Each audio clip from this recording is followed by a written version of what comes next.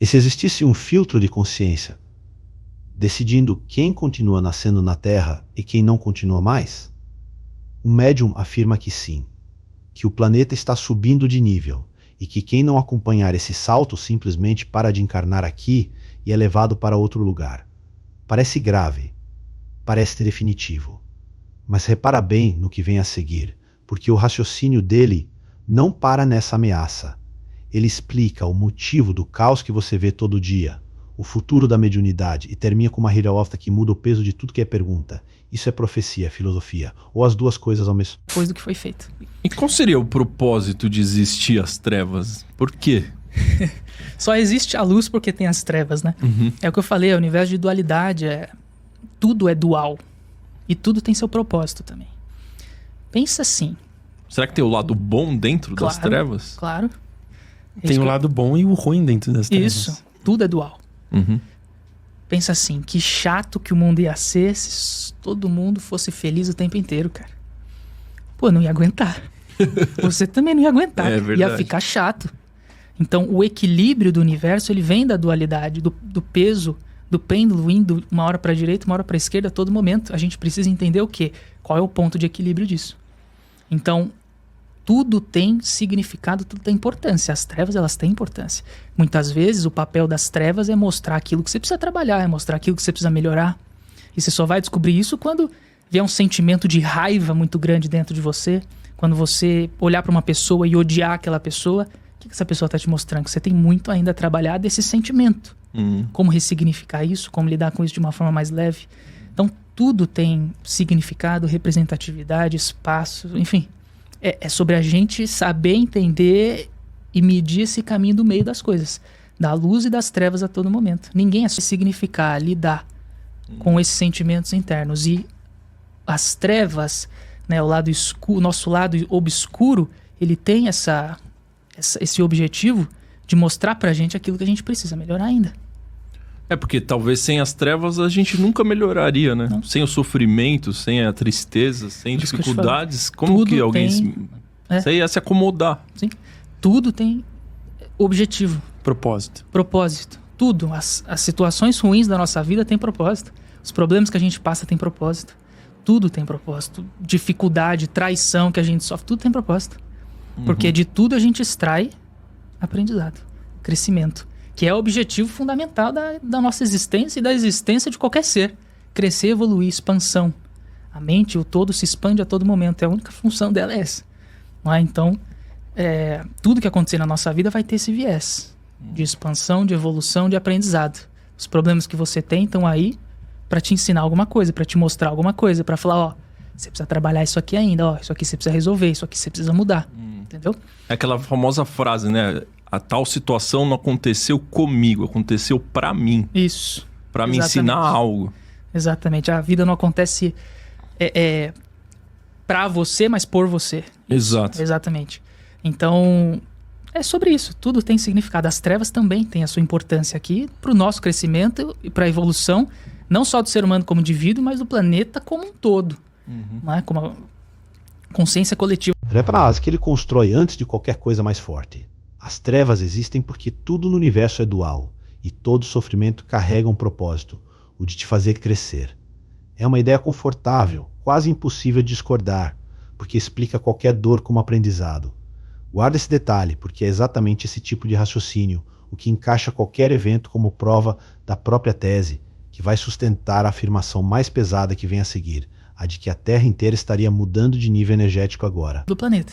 É exatamente aí que eu queria entrar, que é, por exemplo, muitas pessoas falam que a gente está entrando num processo de elevação vibracional da Terra, né? Que seria a transição planetária. Isso. Esse processo vai ajudar as pessoas a nascer pessoas mais propensas à mediunidade? Sim, já O que a gente nascendo, pode esperar de mudanças aí? Já está nascendo, né? As pessoas, as crianças que estão chegando aí, elas já estão vindo com uma sensibilidade extremamente mais ampliada. Crianças que vêm de outros planetas, né? De outras raças também que estão encarnando aqui, enfim, muito se fala disso, não tem nenhuma dúvida sobre isso, é só você, não sei se tem criança novinha assim na família que acabou de nascer, vocês têm? Eu tenho um amigo muito próximo que eu convivo com com a vai filha perguntando. dele. Com certeza ele vê coisa à noite, ele começa a chorar à noite porque tá vendo coisa. Nossa, minha sobrinha, nossa, era direto. Então, assim, as crianças já estão vindo com essa sensibilidade extremamente mais ampliada. E isso vai ser natural daqui para frente. O que você falou desse processo de transição planetária funciona assim. O nível de consciência, o nível... não de consciência, mas o nível energético, vamos classificar assim, de um planeta, ele considera o conjunto do nível energético de todos os seres que moram nele. Então o planeta ele só evolui se o ser humano evolui como um todo. Agora, vai acontecer, né, o que a gente chama aí da separação do joio e do trigo, enfim, de que o planeta, para que ele evolua, ele exige um nível de consciência específica. Então não vai ter mais espaço para egoísmo cego, não vai ter mais espaço para guerra, para, né, matanças, enfim. É nesse planeta de regeneração que está... Segura essa ideia. Crianças nascendo mais sensíveis, uma elevação vibracional do planeta em curso, um nível energético coletivo subindo. Tudo isso é dito com confiança. Mas repara que nada aqui é checável fora do relato dele mesmo. Não existe medição de vibração planetária. Não existe estudo comparando sensibilidade infantil entre gerações. É testemunho, é interpretação de mundo, não é dado. E é sobre essa base que ele vai apoiar a parte mais forte de tudo, o que acontece com quem não sobe de nível junto com o planeta. Por vir. Então, o ser humano que não atingir esse nível de compreensão consciencial dessas coisas, ele não encarna mais em planeta Terra. Então, começa a ser tirado daqui e vai para outros lugares, né? Agora, os que ficam, eles começam a construir uma comunidade nesse sentido, com visões completamente diferentes, comportamentos completamente diferentes, enfim, tudo vai acontecer da forma que tem que acontecer, né?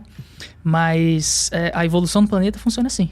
Então, depende do nível de consciência de cada ser humano que está aqui no planeta. Por isso a importância da gente fazer o nosso, sabe? Faça a sua parte. Né? Não importa que o planeta tá um caos, que tá uma loucura por aí, faça a sua parte, é isso que importa. Se você fizer a sua parte, se eu fizer a minha, se você fizer a sua, todo mundo fez. Igual jogar lixo na rua, né? É isso, não é porque todo mundo joga que você vai jogar isso, também. Exatamente. É só focar em você, fazer a sua parte, né? Porque fazendo a nossa parte, a gente auxilia todo o papel do todo. Eu falei isso numa palestra que eu dei, foi muito legal. Acho que até é interessante a gente repetir aqui, que a humanidade ela é como um grande quebra-cabeça. Cada pessoa, cada ser humano, ele tem um lugar dela específico. Cada pecinha tem um lugar específico. E é único esse lugar.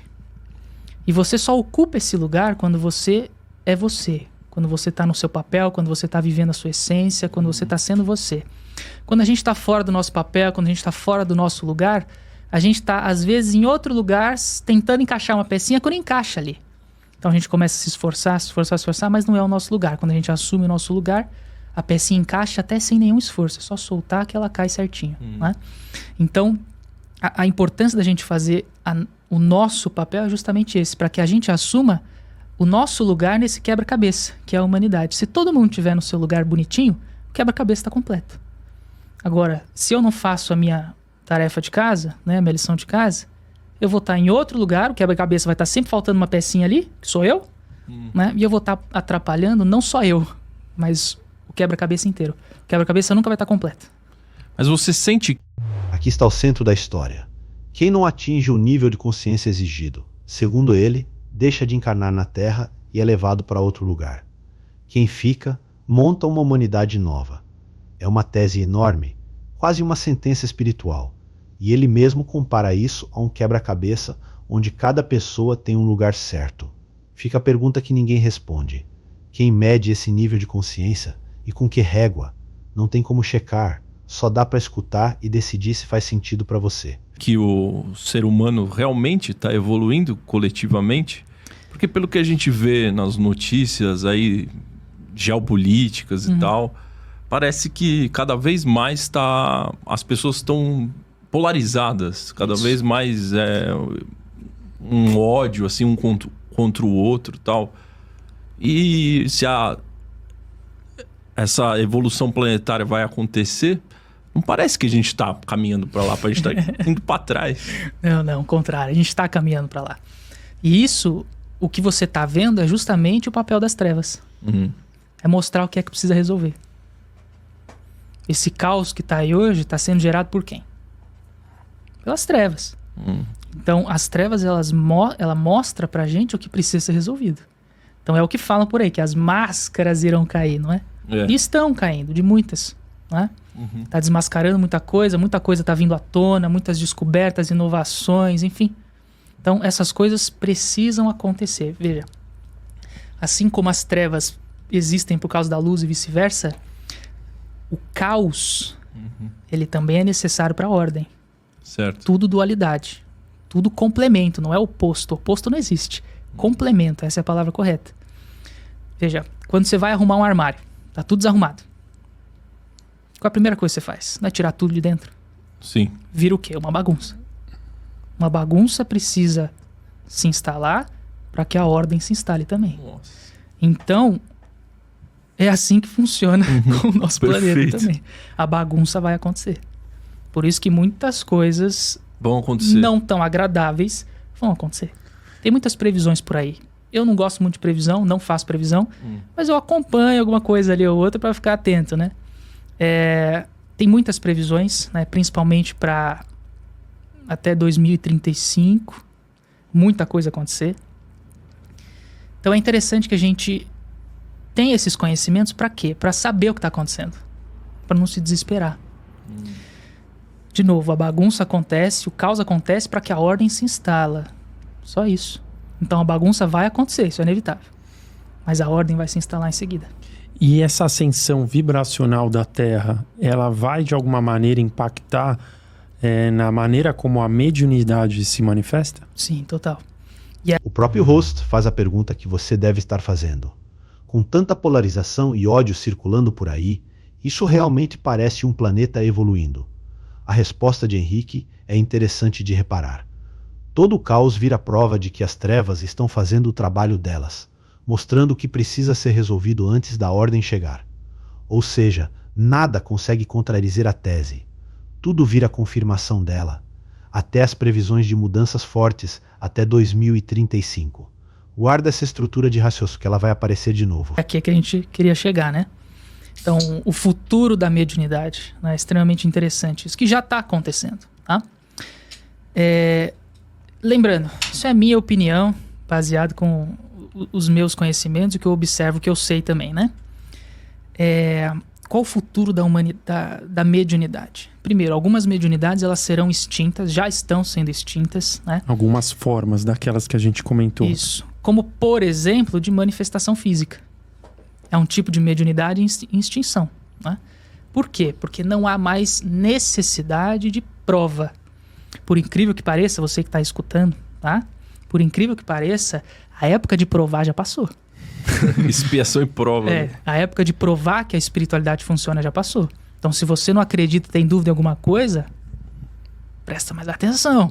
Porque as provas já estão aí, mais do que suficientes. É uma questão de querer saber. Limpa esse óculos aí. De querer estar aberto para escutar aquilo que existe, que já está aqui como um fato. Então, a época de provar que existe muito mais do que a gente conhece e imagina, já foi.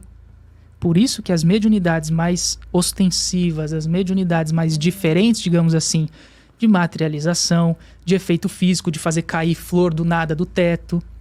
Essas coisas aconteciam antigamente em terreiros, em centros espíritas, né? Hoje em dia, extremamente difícil. Vai ser cada vez mais raro. Cada vez mais raro, porque não há mais necessidade de se provar. Ele afirma que a fase de provar que a espiritualidade existe já passou, e que por isso mediunidades físicas, aquelas que produziam efeito visível e verificável, estão desaparecendo. Repara na conveniência dessa explicação, ela justifica, ao mesmo tempo, a ausência de qualquer fenômeno checável hoje. Não precisa provar nada porque, segundo ele, a prova já foi entregue no passado. E é aqui que ele puxa o nome que para muita gente dentro do espiritismo carrega esse peso sozinho nas costas. Mas explica pro pessoal por que não tem mais. O que? A necessidade de provar? Porque muitas provas já foram entregadas. Ó, então, conte pro pessoal. Às vezes o pessoal assim, tá por fora. Tem para provar que espiritualidade funciona, Um único ser humano carrega esse peso sozinho nas costas, que é Chico Xavier. Eu desafio você que está me olhando a provar que Chico Xavier foi uma farsa. Eu desafio você, qualquer um. Pode vir falar comigo, me mostra o estudo que você for fazer. Eu desafio qualquer um. Ele carrega sozinho o cargo de provar, o peso de provar que a espiritualidade existe. É sozinho. Se só ele tivesse encarnado, ele já seria suficiente. Mas não. Vieram muitos outros. Mas na época que ele estava encarnado, muitas pessoas duvidavam. Claro. Porque não tinha conhecimento, não ia lá provar, enfim. E assim também. Quando uma pessoa vai num lugar desse, extremamente iluminado, com pessoas extremamente iluminadas, querendo contestar, querendo provar, dificilmente elas vão ter uma prova. Ah, sim. A espiritualidade, ela é sutil, entendeu? Ela não vai chegar, às vezes vai, aconteceram vários casos, mas ela não vai chegar para essas pessoas e dar o que elas querem, entendeu? Por quê? Porque não é o momento, não importa se a espiritualidade mostrar, ela não vai nem acreditar. Se aparecer na frente, ela não vai acreditar. Ela vai achar que é ilusionismo, ela vai achar que é um monte de coisa. Até a ciência hoje está provando isso, né? Sim, a ciência hoje está provando muitas coisas, né, sobre a espiritualidade. Ou tá aceitando, né, o que já se fala. Tá começando a aceitar, né, a se ter. Chico Xavier é um nome real, uma figura histórica, autor de dezenas de livros psicografados. Henrique desafia qualquer um a provar que foi uma farsa, mas repara na armadilha dessa frase. Ninguém ter provado que é farsa não é a mesma coisa que provar que é fenômeno paranormal. É uma lacuna, não uma demonstração. Separar isso é o mínimo antes de aceitar a afirmação seguinte, ainda mais pesada, a de que existiam pesquisas científicas sérias sobre o assunto, e que essas pesquisas foram simplesmente abandonadas. Estudos mais sérios, isso é um ponto interessante também, porque antigamente a quantidade de estudos que existia era muito grande. Era maior? Muito maior. Hoje em dia não tem nenhum que seja significativo. Antigamente, eu esqueci o nome do cara, mas os cientistas de prêmio Nobel estudavam ectoplasmia. Manifestação de ectoplasma para cura, para o efeito de ectoplasma na medicina. Cadê esse estudo? Jogaram debaixo do tapete. Por quê? Porque não tem interesse. Não tem interesse para quê? Para quem comanda a coisa. Para continuar controlando as massas, né? Claro. Mas nós não somos essa massa, né? Exatamente. Então, assim, a quantidade de pesquisa científica, acadêmica que acontecia a respeito de mediunidade não existe mais, cara. Não existe, isso é um absurdo. Era a época para estar acontecendo. E eu acredito que vai voltar. Só que isso morreu, né, dos tempos onde isso começou até aqui. Para mim isso é assim, inaceitável. Cadê as pesquisas? Cadê os cientistas tentando provar isso? Né, de uma forma assim, que seja academicamente aceita. Né? Então agora essas mediunidades mais físicas, digamos assim, vão perder a sua frequência. Sim, e agora vai desaparecer completamente, na verdade. E agora vai vir o quê? Coisas mais sutis, mais energéticas? Isso, que é a intuitiva. A intuitiva, ela permanece sempre. E a de cura. A de cura, ela também permanece. No futuro, né, em uma sociedade onde a gente já tenha aceitado como massa que a espiritualidade existe, que o contato com o outro lado existe, né, e que não é nenhum tipo de mágica, de misticismo, nem nada disso. A alegação é forte. Cientistas premiados teriam estudado ectoplasma para fins de cura, e essa pesquisa teria sido engavetada por falta de interesse de quem, nas palavras dele, controla as massas. É uma frase que pede fonte, nome, ano de publicação, não só convicção. Sem isso, fica sendo testemunho de opinião, por mais sincero que soe. O que vem a seguir, porém, é ainda menos verificável, porque desloca toda a conversa para dentro de você mesmo, onde nenhuma pesquisa consegue chegar. Eis aqui a transição planetária. Né? Então, assim, quando a gente parar de buscar resposta nos espíritos e começar a encontrar respostas dentro da gente, eis aqui a transição planetária. Que a gente vai começar a entender que o contato é interno. Eu não preciso de um intermediador para que eu tenha acesso à espiritualidade. A espiritualidade está dentro de mim, eu consigo acessar. Se eu quiser, se eu estiver aberto para isso. Quando isso for em massa, né, as pessoas tiverem consciência e aceitação sobre isso, Elas vão parar de buscar resposta nos mentores, nos guias espirituais, nos espíritos em si, e vão buscar resposta nelas mesmas. Na religião.